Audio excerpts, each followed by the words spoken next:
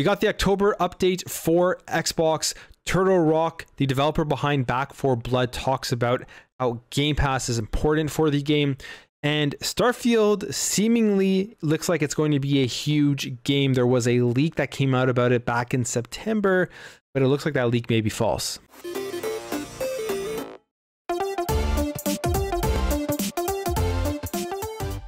So Xbox has released the October update. We've been waiting for it. They already put out the alpha skip ahead program update where you got like the 4K dashboard and all that kind of stuff. But now it is here available to everybody. The dashboard thing was a kind of a controversy when the Xbox Series X and S first released, as it was still in 1080p, and on the PlayStation 5 the dashboard was in 4K. I don't really care too much about the resolution of the dashboard. It isn't going to make a very big difference to me, especially because I do play my Xbox on a monitor a lot, which only has a 1440p display, so that 4K upgrade doesn't really matter to me. But I know for a lot of people this is a great feature to be added, so that is probably the biggest thing they've added in this update.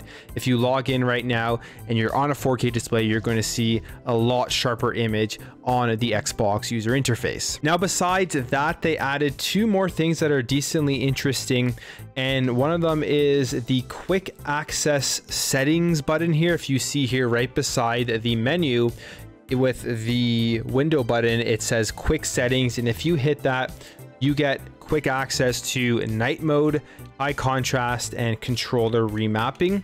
Now, night mode is also one of the new features that is available on this update. As you can see here, when I turn it on here, it takes away the blue light and gives it just a dimmer look. So if you're playing at night, it'll probably help you sleep better when you're done playing. Don't know how much it actually works. I don't know the science behind it, but I do believe in that blue light really affecting your eyes, your head, and the way that you sleep.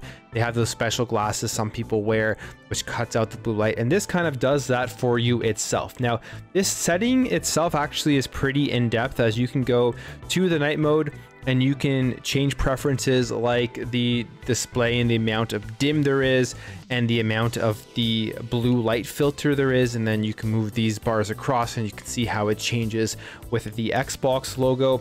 There's also different themes here, so you can have a light theme but it'll still have that blue light filter on it. You can even schedule when the night mode comes on and when it turns off and all that kind of stuff. And one thing quickly here to note, that the blue light filter is actually only a feature available on the Xbox Series X and S. So if you have an Xbox One, I don't believe that will be there in the settings. And then finally, this other feature that they added, which I think people have been wanting for a long time, and it's finally here, and the actual power button on your Xbox controller. I don't know if you can see it through the camera because it's kind of bright, but the Xbox button there can be dimmed and can be completely turned off. And you can also have night mode brightness, so at night the power buttons can be lower than when they are during the day. And yeah, just to point out, there's actually the controller brightness option and then the power button option, which is the actual Xbox button on your Xbox. So that's really cool to see. A small update overall with this October update, but I think all three features are welcomed quality of life features, and that 4K dashboard is going to be something that a lot of people are happy to see. So in an interview here with comingsoon.net, they spoke with Chris Ashton, who is the co-founder and design director at Turtle Rock, who is the development team and studio behind Back 4 Blood.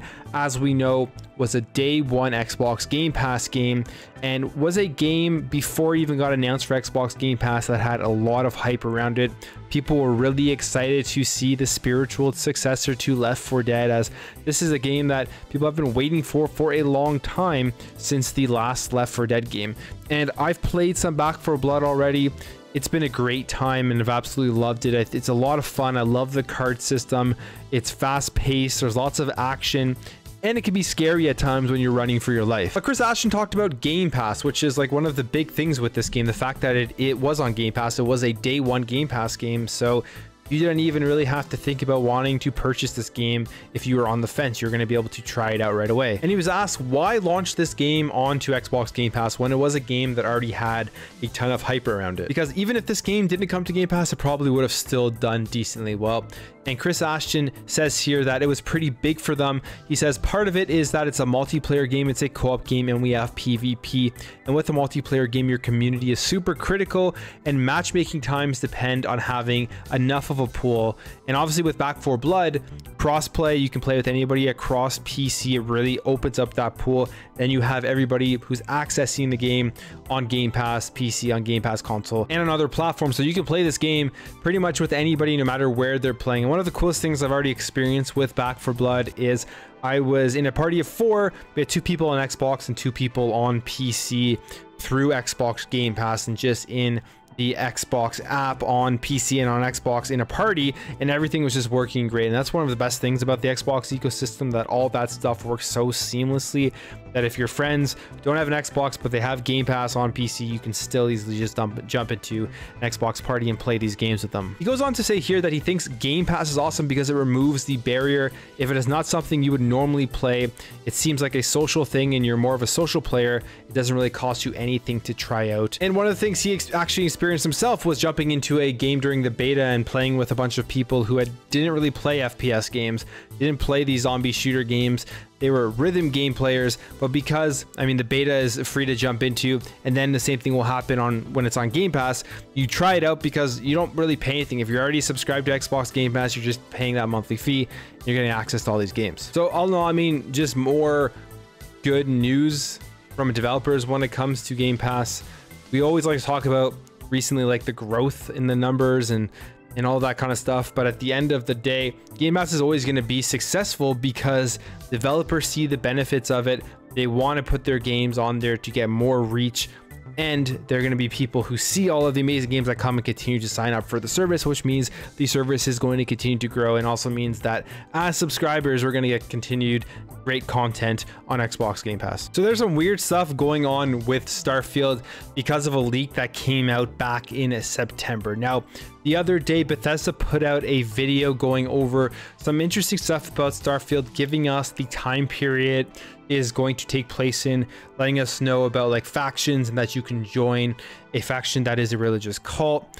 And it got a lot of people starting to think that that leak back in September was correct, because within that leak itself, they mentioned that the game would take place in like the 2320s or so. And in the video from Bethesda, the game's taking place in a very close time period, I think like the 2330s. They said that there was going to be a quest line where Jesus and God comes from the stars and looking for his birthplace. And I mean, that kind of coincides with the fact that you could join a religious cult. And one of the craziest things about this leak that they mentioned, which now has people really excited, is that they claimed that every planet within Starfield is going to be bigger than the entire Skyrim map. Now, don't get me wrong, it would be nuts if this came true. I don't know how truthful that leak is. It'd be crazy to think about just the size and the scope of the game if they had multiple planets all bigger than the entire Skyrim map.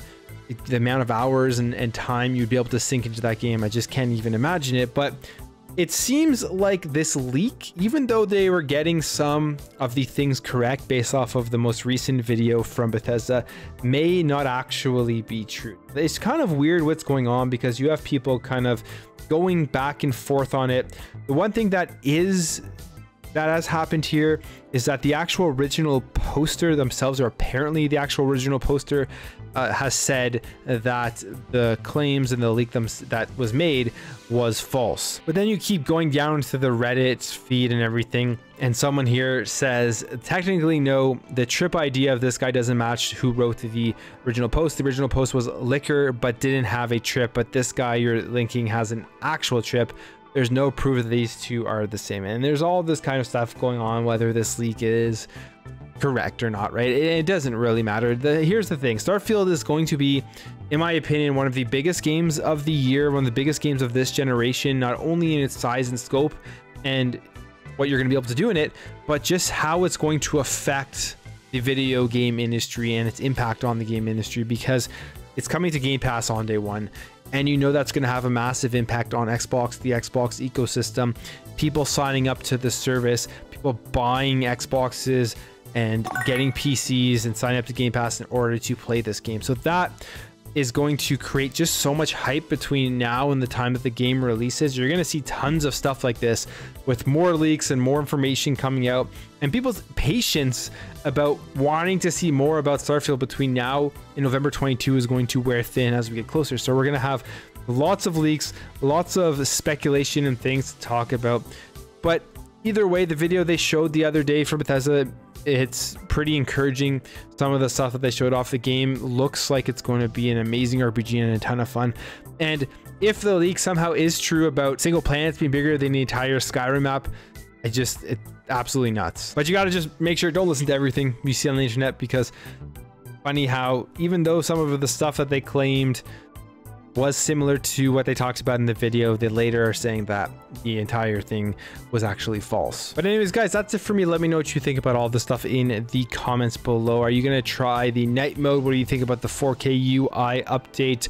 What do you think about Back 4 Blood and Xbox Game Pass's effect on it? And are you sad to hear that most likely that leak about Starfield is false? If you enjoyed this video, make sure to hit that thumbs up button. If you're new here, you like what you see throughout this video, I'd really appreciate you hitting that subscribe button and help this channel grow, help grow this community, so we can have great conversations in the comments below. Thank you again for watching. Thank you for your support, and I'll catch you in the next video.